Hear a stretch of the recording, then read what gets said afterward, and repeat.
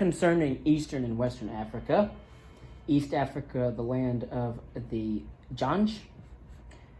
The rise of Islam also had a lasting impact on the coast of East Africa, which the Greeks had called Azania and the Arabs called Zanj, referring to the burnt skin of the indigenous population. According to Swahili oral traditions, during the 7th and 8th centuries, people from the Arabian Peninsula and the Persian Gulf began to settle at ports along the coast and on the small islands offshore. Then, in the middle of the 10th century, a Persian from the city of Shiraz sailed to the area with his 6 sons. As his small fleet stopped along the coast, each son disembarked on one of the coastal islands and founded a small community. These settlements eventually grew into important commercial centers, including Mombasa, Pemba, Zanzibar, literally the coast of the Zanj, and Kilwa. Although this oral tradition may underestimate the indigenous population's growing involvement in local commerce, it also reflects the degree to which African merchants, who often served as middlemen between the peoples of the interior and the traders arriving from ports all around the Indian Ocean, saw themselves as part of an international commercial network.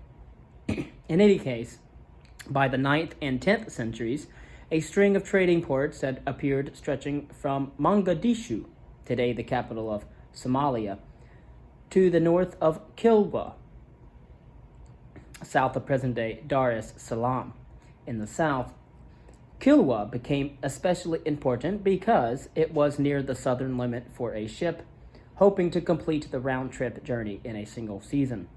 Goods such as ivory, gold, and rhinoceros horn were exported across the Indian Ocean to countries as far away as China, while imports included iron goods, glassware, Indian textiles, and Chinese porcelain.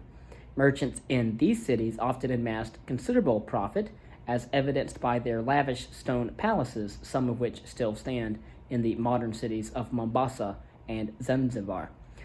Though now in ruins, Kilwa was one of the most magnificent cities of its day.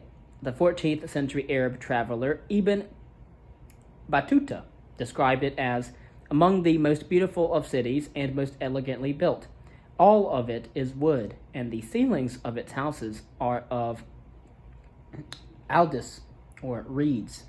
One particularly impressive structure was the Husseini Kubwa, a massive palace with vaulted roofs, caped with domes and elaborate stone carvings, surrounding an inner courtyard. Ordinary townspeople and the residents in smaller towns did not live in such luxurious conditions, of course, but even so, affluent urban residents lived in spacious stone buildings with indoor plumbing and consumer goods imported as far away as China and southern Europe. Most of the coastal states were self-governing, although sometimes several towns were grouped together under a single dominant authority. Government revenue came primarily from taxes imposed on commerce.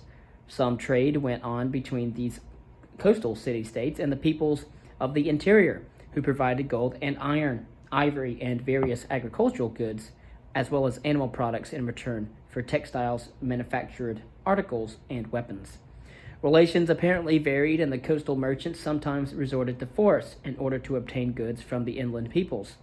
A Portuguese visitor recounted that, quote, "The men of Mombasa are oftentimes at war, and but seldom at peace with those of the mainland, and they carry on trade with them, bringing thence great store of honey, wax, and ivory," end quote.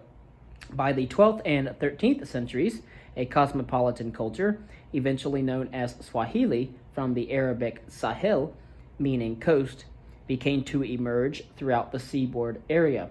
Intermarriage between the small number of immigrants and the local population eventually led to the emergence of a ruling class of mixed heritage, some of whom had Arab or Persian ancestors.